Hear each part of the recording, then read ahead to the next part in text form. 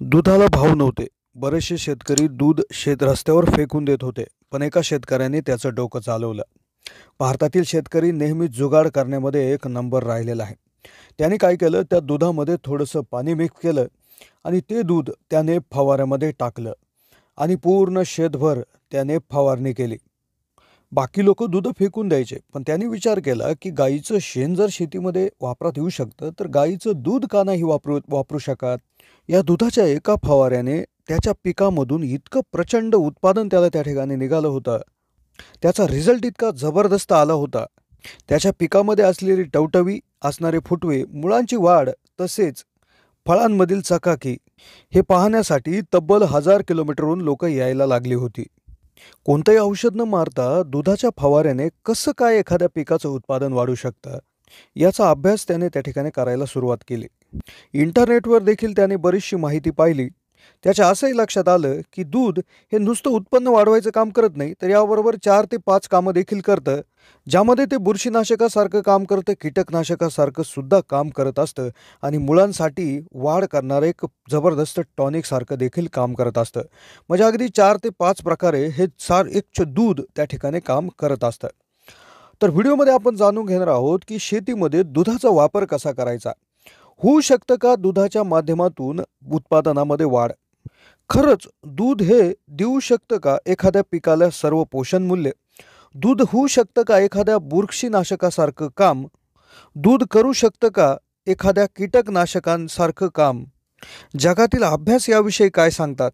तर याविषयीची सर्वच माहिती व्हिडिओच्या माध्यमातून देणार आहोत. तर व्हिडिओ अतिशय नवीन आहे, लेटेस्ट अभ्यासांवर आधारित आहे. त्यामुळे व्हिडिओ लक्षपूर्वक पाहत राहा. चॅनलला नवीन असाल तर जरूर सबस्क्राईब करा. कोविड-19 म्हणजे कोरोनाच्या काळात लॉकडाऊनमुळे भरपूर शेतकऱ्यांचं दूध हे त्या ठिकाणी अतिशय कवडीमोल भावात विकलं जात होतं. त्यामुळे बरेचसे शेतकरी आपलं दूध ओतून देत होते. तर त्याच वेळेस एका शेतकऱ्यांनी या दुधाची फवारणी चक्क पिकावर करून बघितली आणि त्याला रिझल्ट इतका आश्चर्यकारक आला की तो अगदी ऐकून तुम्हालाही आश्चर्याचा झटका बसणार आहे. तर हा व्हिडिओ आम्ही यूट्यूबवर बघितला होता. तर त्यानंतर आमच्या टीमने इंटरनेटवर बराचसा रिसर्च केला. दुधाचा वापर शेतीत कसा होतो, केला तर काय फायदे होतात, काय तोटे होतात, दूध नक्की असं काय काम करतं की ज्याने उत्पादन वाढतं, दूध हे बुरशीनाशकासारखं काम करतं का, दूध हे कीटकनाशकासारखं काम करतं का, आणि हे जर सगळं करत असेल तर एकरी किती दूध आपण फवारणी करायला पाहिजे किंवा ड्रिपमधून सोडायला पाहिजे की अजून एखाद्या विविध पद्धतीनं सोडायला पाहिजे, अशा विविध बाबींवर आम्ही त्या ठिकाणी माहिती घेण्याचा प्रयत्न केलेला आहे. चला तर जाणून घेऊयात काय सांगतो आहे अभ्यास आणि इंटरनेटवर संकलित केलेली माहिती.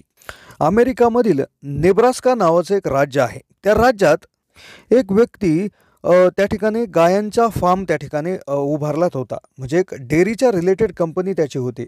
मग भरपूर गाया त्याच्याकडे होत्या, तर त्या गायांना खाऊ घालण्यासाठी त्याने एका जमिनीवर चाऱ्याची लागवड केलेली होती. त्याची कंपनी पुढे चालून दुधापासनं बटर त्या ठिकाणी तयार करायला लागली. आणि बटरमध्ये होतं काय की बटर काढल्यानंतर भरपूर असं एक दूध किंवा दुधासारखा तरल पदार्थ त्या ठिकाणी शिल्लक राहतो. तर पूर्वी तो काय करायचा, फेकून द्यायचा किंवा कुठेतरी एखाद्या नदीत सोडून द्यायचा. पण एकदा झालं असं की जे नेपियरसारख्या गवतामध्ये त्याने एक दिवशी ते पाणी किंवा ते जे काय दूध आहे ते तसंच्या तसं त्या ठिकाणी सोडून दिलं.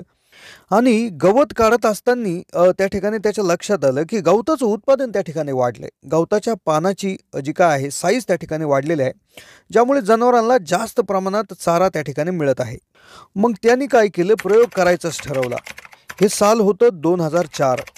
प्रयोग करणारा एका कंपनीचा मालक होता, जे नेब्रास्का राज्यामध्ये अमेरिकेत स्थित आहे. त्यांनी काय केलं, 100 बाय 10 फुटाचे असे प्लॉट त्या ठिकाणी बनवले.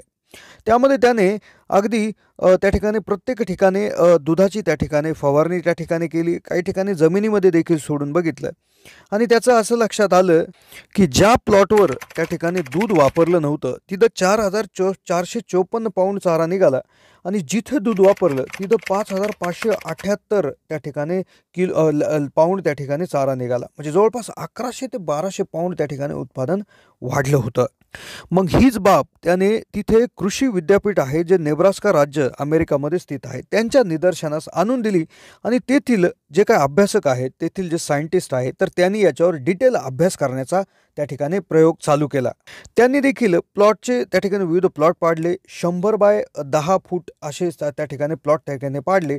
मग त्यांनी काय केलं की अगदी दुधाच्या वापराने उत्पादन तर वाढते, पण नेमकं किती दूध आपण त्या ठिकाणी टाकायला पाहिजे, डोस काय असायला पाहिजे, कोणत्या स्थितीमध्ये आपण टाकायला पाहिजे, याच्यावर त्या ठिकाणी अभ्यास करण्यासाठी त्यांनी हळूहळू त्याच्यावर प्रयोग करायला सुरुवात केली. त्यांनी 0 किलो प्रति एकर दुधापासनं तर 32 त्या ठिकाणी किलो प्रति एकरपर्यंत त्या ठिकाणी प्रमाण वापरलं. काही प्लॉटमध्ये त्यांनी त्या ठिकाणी 0 म्हणजे काही काही प्लॉटमध्ये त्यांनी त्या ठिकाणी दूधच टाकलं नाही. काही प्लॉटमध्ये त्यांनी साधारणपणे 1 किलो, काही प्लॉटमध्ये 2 किलो, 3 किलो अशा पद्धतीने वाढवत जाऊन जवळपास 32 किलोपर्यंत त्या ठिकाणी त्यांनी दूध वाढवलं होतं.